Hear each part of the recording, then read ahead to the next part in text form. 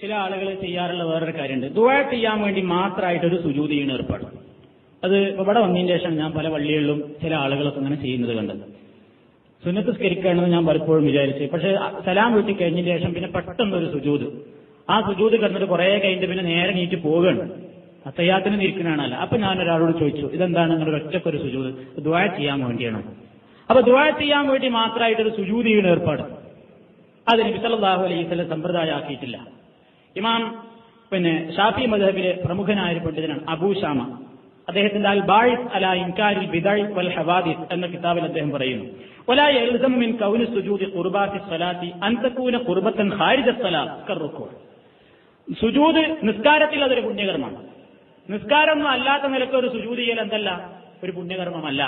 ഏതുപോലെ റുക്കൂഴ് നിസ്കാരത്തിലാവുമ്പോൾ ഒരു പുണ്യകർമ്മം. ഒരാൾ ഒറ്റക്ക് വെറുതെ ഇങ്ങനെ റുക്കൂയിൽ നിന്നായാലും വല്ല പുണ്യമുണ്ടോ? ഒരു പുണ്യമല്ല. നിസ്കാരത്തിലാവുമ്പോൾ അതിന് പുണ്യമുണ്ട്. അതേപോലെ നിസ്കാരത്തിലാവുമ്പോൾ സുജൂദിനും പുണ്യമുണ്ട്.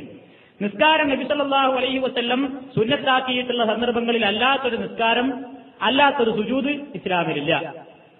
മറവിക്ക് സുജൂദുണ്ട്. ഖുർആനിൽ സുജൂദ് ചെയ്യേണ്ടുന്ന സ്ഥലങ്ങളെ പരാമർശിക്കുന്ന ആയത്തുകൾ ഓതിക്കൊണ്ടിരിക്കുമ്പോൾ സുജൂദുണ്ട്. അതേപോലെ തന്നെ എന്തെങ്കിലും ഒരു സന്തോഷ വാർത്ത കേട്ടാൽ ശുക്റിന് വേണ്ടി നിർവഹിക്കുന്ന സുജൂദുണ്ട്. ആ സുജൂദുകളൊന്നും അല്ലാത്ത നിലക്ക് ഒറ്റക്ക് ദുആ ചെയ്യാൻ വേണ്ടി മാത്രമായിട്ടുള്ള ഒരു സുജൂദ് എന്ന് പറയുന്ന ഒരു പ്രത്യേകമായ സുജൂദ് അത് അനാചാരമാകുന്നു. ഈ ഇസ്സ് ഇബ്നു അബ്ദുസ്സലാമിന്റെ അദ്ദേഹത്തിന്റെ ഫത്വകളിലും നമുക്കത് കാണാൻ സാധിക്കും. അവിടെയൊക്കെ അവർ പ്രത്യേകം പറഞ്ഞിട്ടുണ്ട്. എന്ത്? അതൊന്ന് നിർണയിക്കപ്പെട്ടിട്ടുള്ള സമയങ്ങളിലും സന്ദർഭങ്ങളിലും മാത്രമേ അത് ചെയ്യാൻ പറ്റുള്ളൂ. ഏതുപോലെ അറഫയിൽ നിൽക്കൽ ഏറ്റവും പുണ്യമുള്ള കാര്യമാണ്. ഹജ്ജ് അല്ലാത്ത കാലത്ത് ഒരാൾ അറഫയിൽ പോയിട്ട് വല്ല കാര്യമുണ്ടോ? അത് ഹജ്ജിന്റെ കാലത്ത് അറഫയിൽ നിന്നാലേ കാര്യമുള്ളൂ, ഹജ്ജിൽപ്പെട്ടൊരു കർമ്മം എന്ന നിലക്ക്. അതേപോലെ തന്നെ സഫാ മർവക്കടിയിൽ ഒരാൾ ഇങ്ങനെ വെറുതെ നടന്നു, ഉംറക്കും ഹജ്ജിനും വേണ്ടി അല്ലാതെ വെറുതെ ഒരാൾ നടന്ന കൂലിയുണ്ടോ? കൂലില്ല. അപ്പൊ അതേപോലെ തന്നെ മുസ്ദലിഫയിൽ നൃത്തം, എറിയല്, ഇതേപോലെയുള്ള കർമ്മങ്ങളൊക്കെ അതിന്റേതായ ചില ഷർത്തുകളും നിബന്ധനകളും ഉണ്ട്. അങ്ങനെ ചെയ്യുമ്പോൾ മാത്രമേ അതുകൊണ്ട് പുണ്യമുള്ളൂ. അപ്പൊ അതല്ലാതെ നിസ്കാരം കഴിഞ്ഞ് സലാം വീട്ടി കഴിഞ്ഞിട്ട് സുജൂദ് ദുആ ചെയ്യാൻ വേണ്ടി മാത്രമായിട്ട് സുജൂദി കടന്ന് ദുആ ചെയ്തിട്ട് എഴുന്നേറ്റ് പോകുന്ന സമ്പ്രദായം അത് ഇസ്ലാമിൽ പ്രവാചകൻ സല്ലല്ലാഹു അലൈഹി വസല്ലം നമുക്ക് പഠിപ്പിച്ചു തന്നിട്ടില്ല.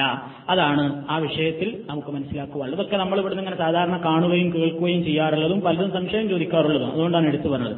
അപ്പൊ ഇത്രയും കാര്യങ്ങളാണ് മൊത്തത്തിൽ ചുരുക്കത്തിൽ നിസ്കാരത്തിന്റെ ശേഷം ദിക്റുകളുടെയും ദുആകളുടെയും ഇനങ്ങളിലായി നബി സല്ലല്ലാഹു അലൈഹി വസല്ലം നമുക്ക് കാണിച്ചു.